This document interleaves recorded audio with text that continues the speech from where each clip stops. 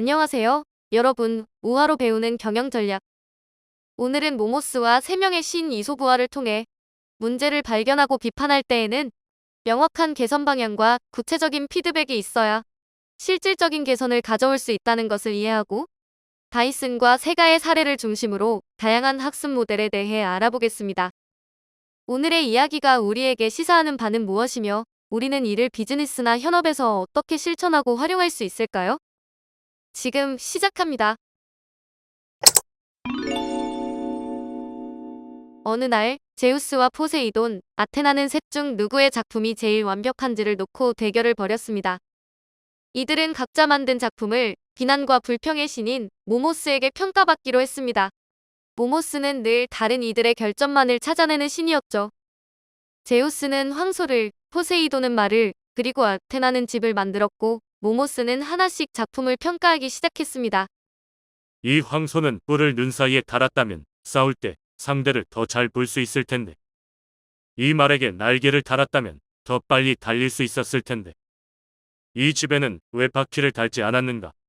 그랬더라면 나쁜 이웃이 있을 때 간단히 피할 수 있을 텐데. 모모스는 각각의 작품에 대해 생산적 제한 없이 트집 잡기에만 집중했습니다. 끝없는 비난이 이어지자 화가 난 제우스는 그를 올림포스산에서 추방했습니다. 모모스의 비판 방식은 단순한 문제 지적만으로는 진정한 개선이 어렵다는 것을 시사합니다. 성장과 발전을 위한 피드백과 방향 제시가 중요한데 이를 위해 상황에 따라 다양한 학습 모델을 적용할 수 있습니다. 오늘 알아볼 학습 모델은 코칭, 멘토링, 트레이닝, 컨설팅, 퍼실리테이팅인데요. 팀원을 대하거나 피드백 상황에서 근거 없는 지적만 하지 않기 위해서는 6가지의 학습 형태를 익히고 상황에 맞게 효과적으로 활용해야 합니다. 티칭은 기본적인 개념과 지식을 전달하는 모델입니다. 주로 교수자가 일방적으로 정보를 전달하는 형태로서 이론적 지식과 기초적인 개념을 학습할 때 유용하며 다인원에게 동시에 지식을 전달할 때 효과적입니다. 멘토링은 멘티의 발전을 위해 장기적 관계를 형성하고 멘토의 경험과 조언을 제공하는 것을 목표로 합니다. 모모스처럼 비난만 하는 것은 멘토로 적합하지 않으며 관계에서 피로를 유발하게 됩니다. 트레이닝은 특정 기술이나 능력을 습득하도록 하는 모델입니다. 주로 특정 기술을 숙달하는 데 중점을 두며 실제 업무에 바로 적용할 수 있는 실용적 지식과 기술을 제공하는 게 목표입니다. 코칭은 학습자가 스스로 문제를 해결하도록 유도합니다. 좋은 코칭은 직접적인 해결책을 제공하기보다는 질문과 피드백을 통해 개선 방향을 스스로 찾을 수 있게 유도하는 것입니다. 컨설팅은 문제 해결을 위해 외부 전문가가 전문가적 시각으로 분석하고 해결책을 제시하는 모델입니다. 전문가는 학습자나 조직이 즉각적으로 해결할 수 있는 구체적이고 실용적인 해결책을 제공하는 데 중점을 둡니다. 퍼실리테이팅은 집단 지성의 발현을 촉진하여 목표를 달성할 수 있도록 돕는 역할입니다. 퍼실리테이터는 학습자들이 자체적으로 결론을 도출할 수 있도록 지식 전달보다는 토론과 협업을 촉진하는 것이 목적입니다. 이제 6가지 학습 형태를 실제 기업에서는 어떻게 활용했는지 살펴볼까요? 다이슨은 영국의 가전제품 제조 기업으로 세계 최초로 먼지봉투가 없는 진공 청소기를 개발했습니다. 다이슨의 창업자 제임스 다이슨은 사이클론 기술을 개발하기 전 기존 기술 연구 및 물리학, 공학 지식과 같은 기초 지식을 팀원들과 공유하며 제품 개발의 토대를 마련했습니다. 이는 티칭을 통해 신기술의 작동 원리와 가치에 대한 이해를 제공함으로써 문제 해결 능력을 강화했다고 볼 수 있습니다. 또한 다이슨은 고객 피드백을 멘토링의 일환으로 여기고 적극적으로 수용하여 제품을 개선해 나갔습니다.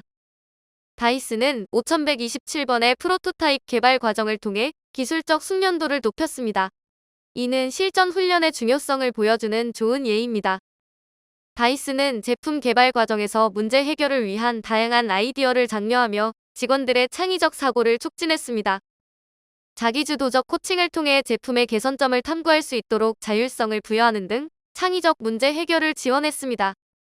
다이슨은 외부 전문가 컨설팅을 통해 전문성을 보강하고 제품 성능과 효율성을 높였으며 이는 프리미엄 브랜드 이미지 구축에 중요한 역할을 했습니다. 다이슨은 다양한 팀이 소통하고 협력할 수 있는 환경을 조성하고 부서 간 협업을 통해 제품 개발 전 과정을 통합적으로 관리합니다. 예를 들어 다이슨 에어랩 스타일러는 엔지니어링 팀의 기술력과 마케팅 팀의 소비자 통찰이 결합된 결과물입니다. 이어서 일본의 게임 제작사인 세가의 사례를 살펴보겠습니다.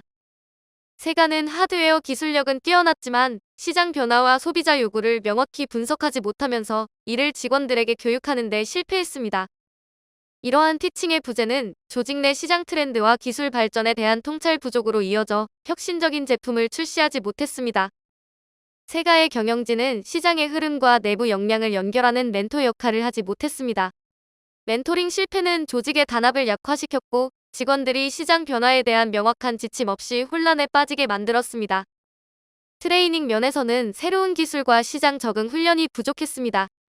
예를 들어 3D 그래픽 기술이 게임 산업에 큰 변화를 가져왔지만 최신 기술 트레이닝을 적기에 제공하지 못하면서 이 기술을 효율적으로 활용하지 못했습니다. 세가는 조직 내부에서 직원들의 창의적 아이디어를 지원하고 발전시키는 효과적인 코칭이 부족했습니다.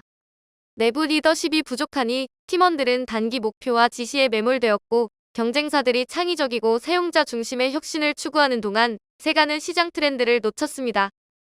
경쟁사인 소니는 플레이스테이션 개발 과정에서 외부 개발사와 협력하여 하드웨어와 소프트웨어의 시너지를 극대화했으나 세가는 내부 판단에 의존한 폐쇄적 접근을 유지하면서 경쟁사의 강점 및 시장 흐름 분석을 전략에 반영하지 못했고 그 결과 경쟁사 대비 약한 콘텐츠 라인업을 보였습니다.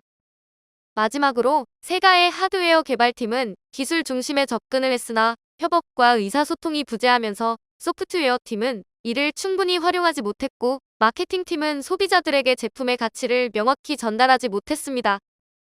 퍼실리테이팅의 부재는 제품의 품질 저하와 판매 부진으로 이어져 시장 경쟁력을 잃게 만들었습니다. 다이슨과 세가의 사례를 통해 조직의 리더인 우리가 배울 수 있는 비즈니스적 교훈은 무엇일까요? 먼저, 리더는 시장 변화와 소비자 니즈를 명확히 파악하고 이를 구성원들에게 효과적으로 전달해야 합니다. 티칭과 멘토링을 활용해 팀원들에게 비전과 방향을 제시해야 혼란을 방지하고 목표 달성의 동력을 확보할 수 있습니다. 우리는 코칭을 통해 팀원들이 창의적으로 문제를 해결할 수 있도록 독려하고 부서 간 협업을 강화하여 시너지 효과를 극대화해야 합니다.